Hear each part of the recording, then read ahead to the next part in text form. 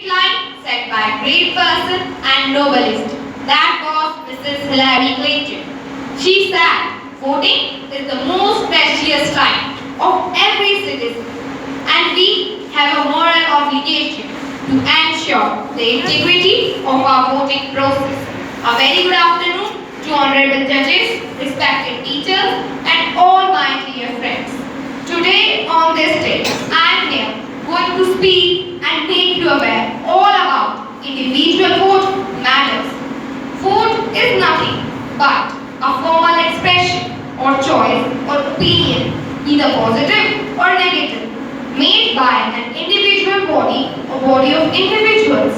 You have heard it again and again that my vote doesn't matter. People often say. Others complain that politicians are all the same and corrupt.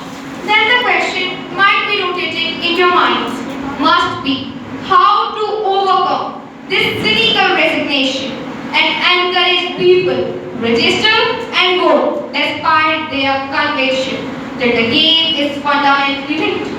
Actually, we all have the answer, as we are the only people who prepared their constitution and we all agreed. But now we are forgetting our own fundamental rights to vote. As you all know, America recently had election heat up. One story that's been largely ignored is our voter turnout will affect policy. Although many people, particularly youth Americans, believe that their vote doesn't matter, new research suggests nothing could be further from the truth. We people are building blocks of nation. So to make a good nation, we need a good leader. Let's understand it with an example. As you all know, our society is divided into two. Weaker, that is the uneducated section, and other is the educated section. In rural area, when election held, there were two candidates stood. One who was capable and other who was not. The day of voting came, both sections voted, but in proper ratio. The uneducated voted in audacity and forcibly, but only some of the educated people voted and rested out. They thought that their vote doesn't matter, and hence the capable person loses by a few votes. Think, if educated section voted in those elections properly, the ruler must be changed.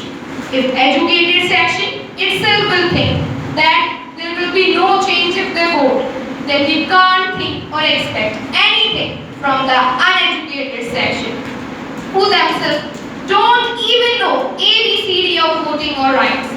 Charles Bukowski said, the difference between democracy and dictatorship is that in democracy, we have to vote first and then take order or decision later. And in dictatorship, we have learned to waste our time in voting. So we don't want dictators